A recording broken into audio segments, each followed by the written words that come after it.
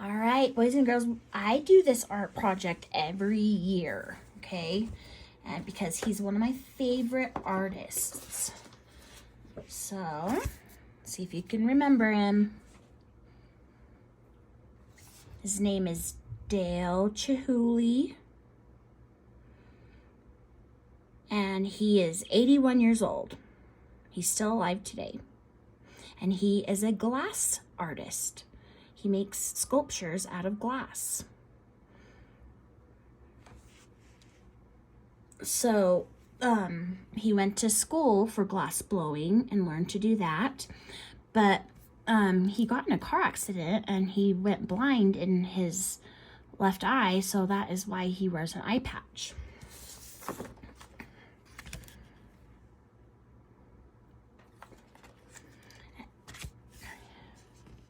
Here's some pictures. This is a picture of him making a vase and some balloons. I know you guys have seen a lot of these pictures from last time.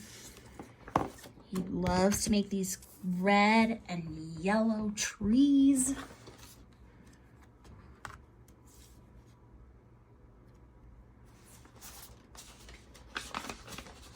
And here is a really cool one.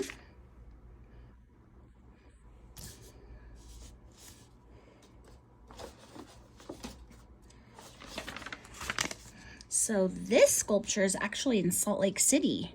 So it's at the Bravenel Hall, and fifth graders have seen it because they go to the symphony, and this sculpture is there.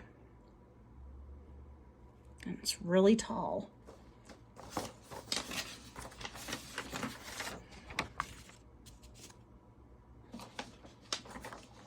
Now, he also makes chandeliers.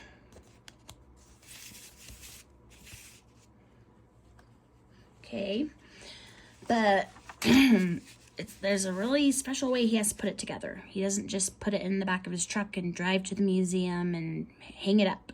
He has to put each separate piece in a box, and then they bring the boxes to wherever they're putting the sculpture up, and then he has a team that helps him build it from the top to the bottom. So they have to use these harnesses because they're up in the air, and they're slowly putting each piece together from top to bottom. Some of these sculptures have up to 1,000 to 5,000 pieces of glass. So you can imagine that would be really hard to put together. And I'm sure he has broken glass before. He's made mistakes. So I really like this artist because he does such colorful, unique art. And every year we make our own Dale Chihuly chandelier. But we have to use plastic because we don't have glass. So everyone's gonna get a piece of plastic like this. Okay, they're not perfect squares or rectangles. Some of them may have a little cut in them. Some may have wrinkles. Some may be big, some small, but we need them all, okay? So when you get your placemat and your piece of plastic, the markers are all permanent, so you're gonna decorate your plastic. I wouldn't draw a picture on it because we're gonna cut it. So make it really colorful by drawing patterns and shapes and different designs. And the more colorful it is, the better it will look. Okay, so here's mine. I just did swirls of red and green. When you're done, this is how you're gonna cut it.